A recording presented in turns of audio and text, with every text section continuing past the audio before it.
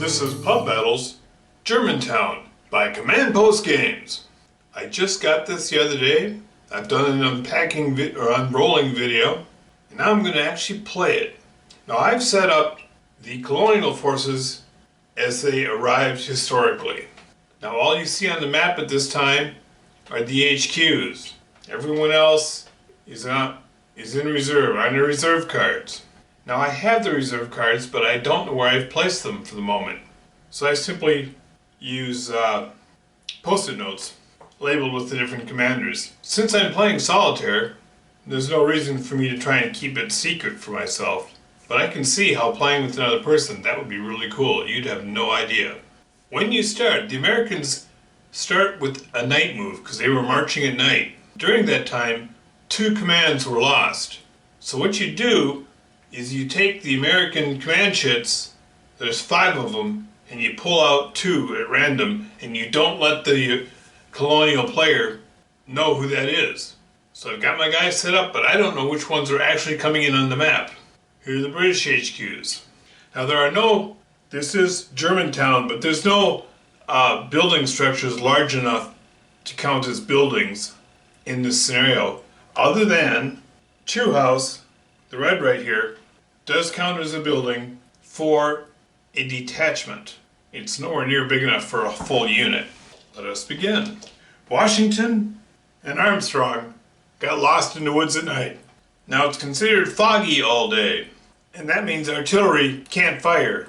It can't bombard. It can only be used in close combat. Smallwood's militia runs into Cornwallis's troops. They have enough movement left to come out of column, so they do.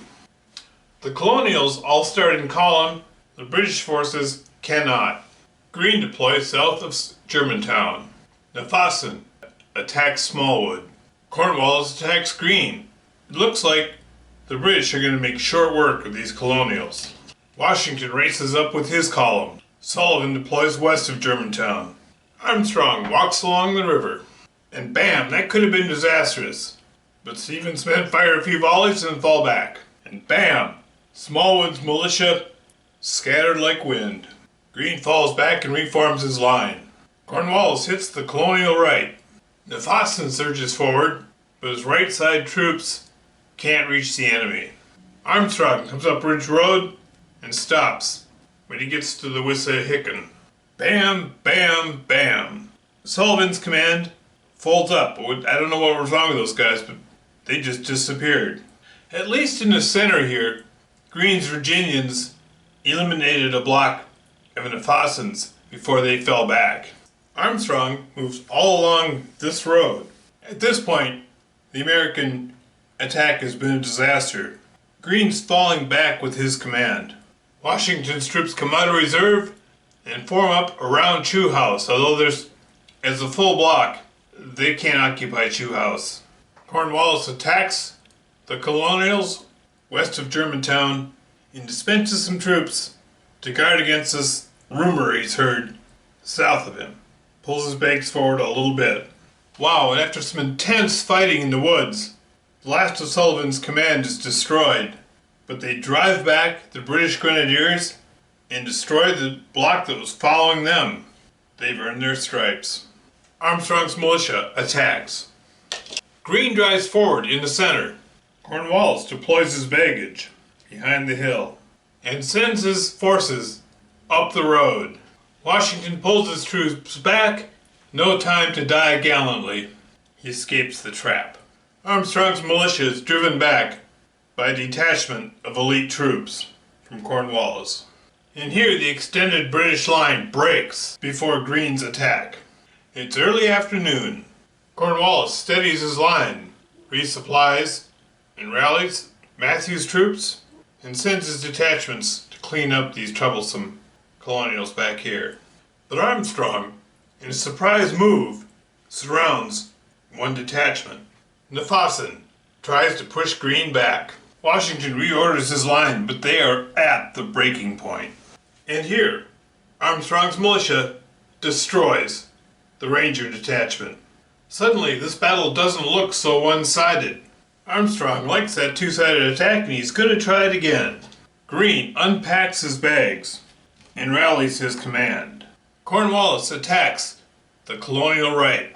Nefausen straightens up the British right flank. And although Armstrong's militia is pretty disorganized by the attack, they do take out the last detachment there. The soft underbelly of the British Army is open. The extended American line, consisting of essentially a few attachments, falls apart. Greene lights them up. Nefausen, feeling math is on his side, says, "I'll take those odds, and I'll fight you. It's the only it's the only chance they got." Wow, what a surprising turn of events. Fighting flanked. Washington's troops end up falling back, but not before they destroy the British regulars. This means the next combat is with the British Grenadiers, but they're being attacked from behind. That was an intense fight, and the only reason the Grenadiers survived is because they're Grenadiers. They're not that easy to kill. And that's it. The American do-or-die attacks ended up in dying. Stephen's Virginians were driven back, and in heavy fighting, even though the Brits were driven back, Greene's troops just were destroyed in the process. There you have it. After a day of intense fighting, the Continental Army is broke and routed off the field. I think we got to set them up and do this again.